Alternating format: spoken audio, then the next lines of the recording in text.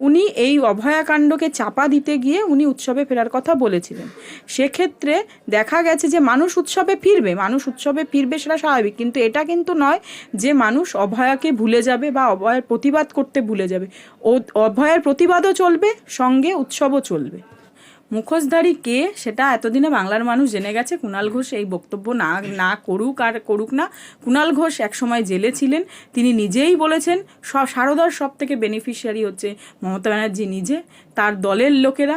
সেখানে উনি আজকে তৃণমূলের মুখপাত্র হয়ে তার দলকে ডিফেন্ড করার চেষ্টা করছে এইভাবে, কিন্তু মুখোশধারী অ্যাকচুয়ালি কে সেটা বাংলার মানুষ জেনে গেছে। দেখুন, বামপন্থী আমলে বা যে কোনো আমলে যদি কোনো অপরাধ ঘটে থাকে, সেটা কি কারোর এক্সকিউজ হতে পারে? একদমই নয়। যদি কোনো আমলে সেটার অপরাধ ঘটে থাকে, তার শাস্তির বিধান করুন, শাস্তির ব্যবস্থা করুন। মিডিয়ায় না বলে বা এই যে এই সব ফালতু বক্তব্য না রেখে সেটাকে নিয়ে আইনি ব্যবস্থা গ্রহণ করুক। সেখানে তো প্রমাণ লোপাট করতে কোনো রাজনৈতিক নেতার আর কাউকে সাহায্য করতে হয়নি। এখানে তো প্রমাণ লোপাটে রাজনৈতিক নেতা শুধু নয়, একটা থানার ওসি সে পর্যন্ত জড়িত ছিল। দেখুন, আমাদের একাধিক সুপ্রিম কোর্ট তথা আমাদের হাইকোর্টেরও একাধিক জাজমেন্ট আছে, যেখানে কোনো অপরাধ এই রকম সেন্সিটিভ যদি কোনো অপরাধ হয়ে থাকে সেখানে ভিকটিমের নাম প্রকাশ করা যায় না। সেই নিয়ে একাধিক জাজমেন্ট আছে, সেই নিয়ে একাধিক রুলিংস আছে।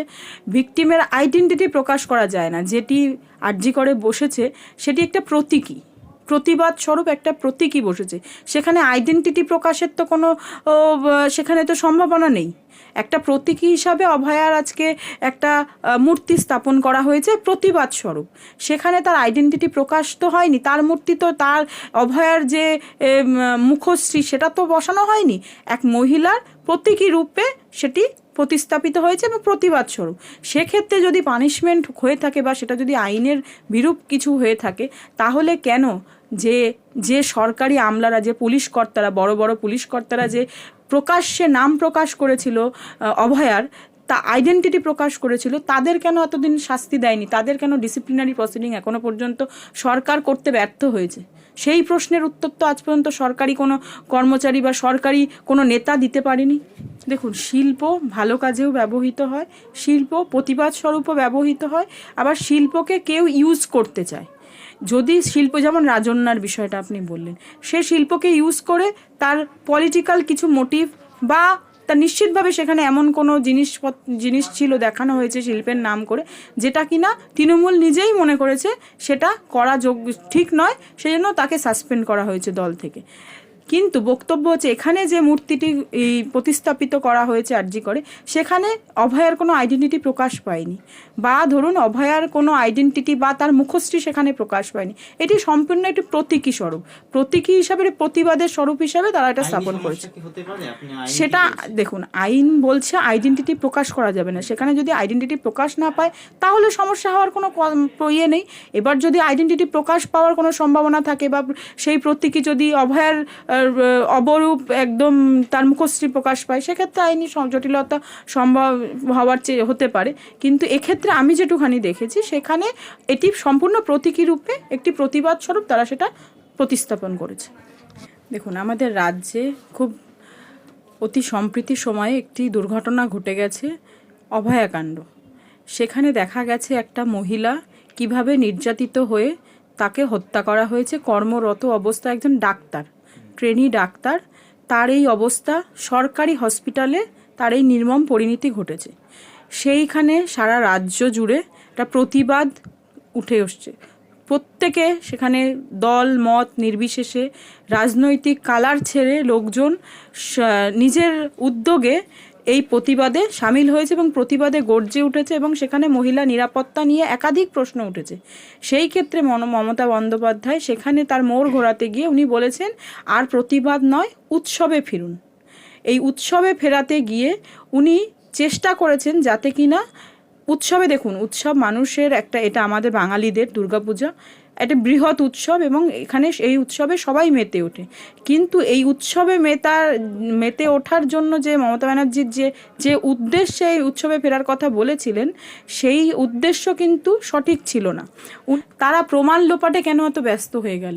প্রমাণ লোপাটে ব্যস্ত হওয়ার কারণ হিসাবে এটাই মানুষ বলতে পারে যে সেখানে নিশ্চিতভাবে কোনো সরকারি আমলা বা মমতা ব্যানার্জির কাছের কেউ বা তার দলের কাছের কেউ বা বড় মাপের নেতার কাছের কেউ জড়িত আছে, সেই জন্য প্রমাণ লোপাটে এত ব্যস্ত।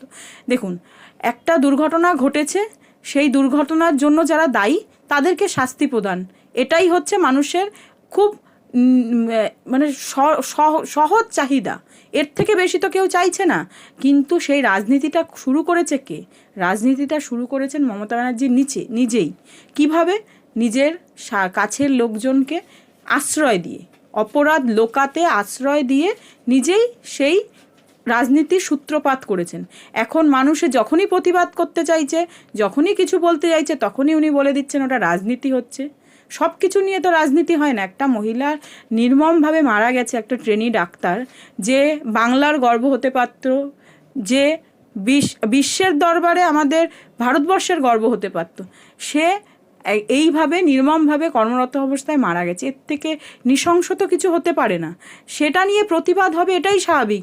আমি তো আশা করছিলাম উনিও প্রতিবাদ করবেন, কিন্তু উনি প্রতিবাদ ছেড়ে উনি সেই প্রতিবাদকে চাপা দেওয়া, ধামাচাপা দেওয়া এবং সেই ঘটনার যারা শাস্তি পাওয়ার যোগ্য, যারা অপরাধী, তাদেরকে আশ্রয় প্রদান করেছেন, যেটা খুবই দুর্ভাগ্যজনক। দেখুন, কর্মবিরতি কোনো ঘটনার সমাধান হতে পারে না, এটা যেমন সত্য কথা। আর এখানে একটা জিনিস প্রকাশ করা হচ্ছে এবং সেটা প্রচার করা হচ্ছে দুর্ভাগ্যজনকভাবে, যে এখানে সব ডাক্তাররা কর্মবিরতিতে রয়েছে, তা কিন্তু নয়। এখানে ডাক্তাররা যারা সিনিয়র ডাক্তার আছে তারা কিন্তু তাদের কাজ চালিয়ে যাচ্ছে এবং যে কর্মগুলো করা ডাক্তার হিসেবে তার যে কাজগুলো করা উচিত বা যেগুলো করা সম্ভব সেগুলো কিন্তু তারা করে যাচ্ছে। এখানে কর্মবিরতি রয়েছে কিছু কিছু ট্রেনি ডক্টর কারা? যারা কিনা এখনো পর্যন্ত ট্রেনিং করছে, তারা কেউ কর্মবিরতিতে আছে। জুনিয়র ডাক্তাররা কিছু কিছু কর্মবিরতিতে আছে, সেটা তাদের প্রতিবাদের ভাষা। তারা এতদিন হয়ে গেছে সরকারের কার্যকলাপে তারা বীতশ্রদ্ধ। সরকার যেভাবে এই ঘটনাকে চালিয়ে নিয়ে গেছে, অগ্রগতি করেছে, সেটা সবাই বীতশ্রদ্ধ। সেই জন্য তারা প্রতিবাদ করছে। প্রতিবাদ মানুষের ফান্ডামেন্টাল রাইট, ঠিক আছে? সেখানে প্রতিবাদ তারা করতেই পারে, সেটা অবশ্যই দেখতে হবে যাতে মানুষের সেটা দুর্ভোগের কারণ না হয়। অবশ্যই তারা তো রাস্তায় নেমে যখন মমতা ব্যানার্জি নিজে মিছিল করে বা তার নেতারা মিছিল করে, তখন তো দুর্ভোগের শেষ নেই। কিন্তু সর্বোচ্চ আদালত তো ডাক্তারদের কাজে ফিরতে বলেছে। হ্যাঁ, তারা কাজে ফিরেওছে কিছু কিছু ক্ষেত্রে। আবার দেখছে যে না, কোনো তাদের এই কাজে ফেরানোর প্রতিশ্রুতি নিয়ে তাদের সেটা কাজ হচ্ছে না, সেই জন্যই তারা নিশ্চিতভাবে ডিসিশন নিয়েছে। সেটা তাদের সম্পূর্ণ ডিসিশন। তারা সেটা মনে করেছে না, আমাদের কর্মবিরতি বোধহয় সলিউশন হবে, আমাদের প্রতিবাদ করা আমাদের, তাহলেই বোধহয় আমরা অভয়া যে যারা অপরাধী তারা শাস্তি পাবে, সেটা তারা ডিসিশন নিয়েছে। কিন্তু প্রতিবাদ করা ফান্ডামেন্টাল রাইট, প্রতিবাদ তারা করতেই পারেন। কিন্তু আবার সঙ্গে সঙ্গে এটাও দেখতে হবে যেহেতু এটা এমার্জেন্সি সার্ভিস, চিকিৎসা, সেক্ষেত্রে কারোর যাতে অসুবিধা না হয়, সেই জন্যই সিনিয়র ডাক্তাররা ইভেন ওভারটাইম করছে। যেটা আমি জানতে পেরেছি, অনেক সিনিয়র ডাক্তার আছে যারা ওভারটাইম করছে, যাতে মানুষ অসুবিধায় না পড়ে।